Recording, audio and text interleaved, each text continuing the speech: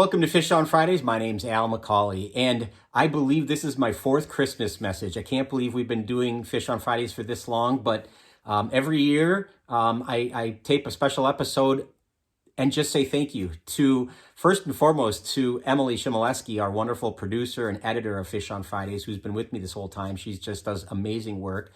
So anything that looks good in these episodes, it's her doing.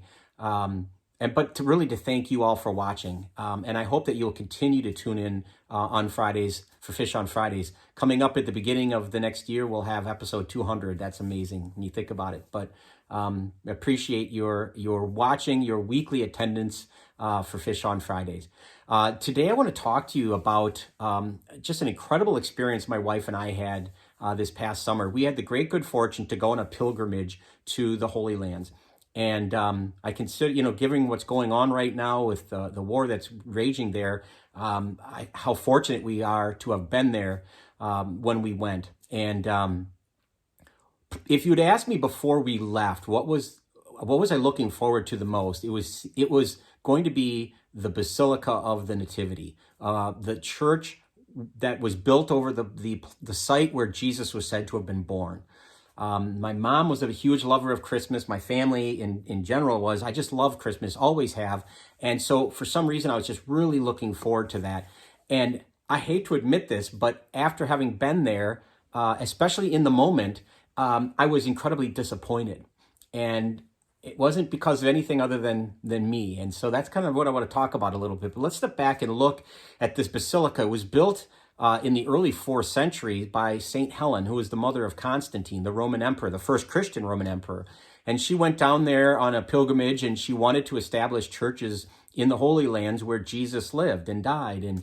And she wanted to have a place where people or other pilgrims could come to worship and remember the life of Jesus. And where do you find the spot where Jesus was born 3 centuries after the event? Well, what she did was she tapped into a lot of where the locals were worshiping, and where they said for generations they had been worshiping at certain specific spots where it was said that Jesus was born, for instance. And so that's how we have this idea, this thought of where Jesus was born, and that's where she erected this basilica, this church.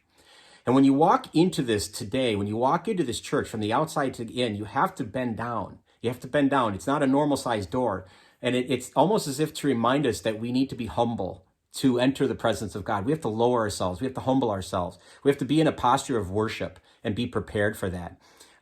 So it's interesting to see that. When you walk in, it looks like a normal basilica, but in the day we were there, it was packed. It was very, very crowded. And off to the right, as you're walking behind the altar and down, you're going to see the spot where Jesus was born.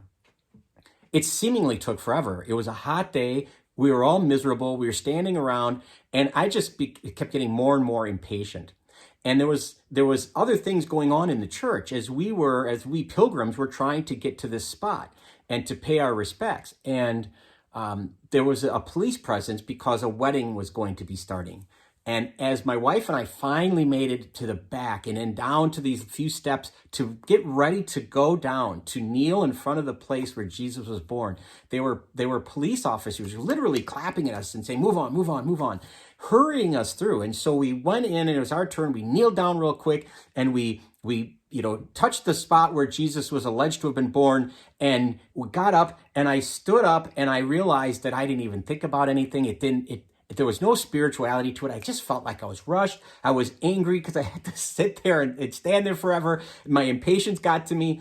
And I unfortunately took a picture of the place by itself. And a fellow pilgrim took a picture of my wife and I so we could chronicle it. But in retrospect, you live life forward, but you understand it backwards.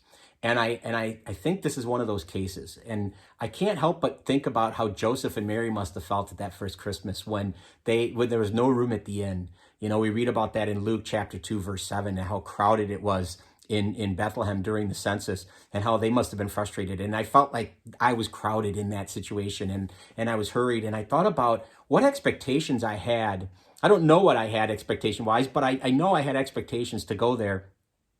And I wonder how many Christmases, year after year, I go in expecting or having expectations. It's going to be great this time. It's going to be perfect. The family will get together. Everyone will get along. I'll get that gift. I'll send this card to that person. I'll remember this. I'll remember that. And somehow it's just such a flurry that you lose sight of it. And if I could put all the Christmases in my life together in one microcosm, it was like our trip to Bethlehem. I just felt it was rushed and my expectations weren't met. And it was so, in a lot of ways, very frustrating. And I can't help but feel a little upset at myself for that, because that's not what the message of Christmas is about, obviously. That first Christmas was about God becoming human. And because of that, by virtue of that great gift, that peace is ours, that salvation is ours. And there is no other gift that can compare to that. There's nothing greater than that. And that's what I need to focus on. And I hope that's something that you can focus on this year at Christmas, is to remember God's presence in your life, in our world. And so that we can that we react to it, so it can be the place of peace that we're told about. That peace on earth, goodwill to all, can be a realized dream. Again, Merry Christmas from everybody here at Fish on Fridays. Thank you for tuning in. We hope you have a blessed holiday and a wonderful new year.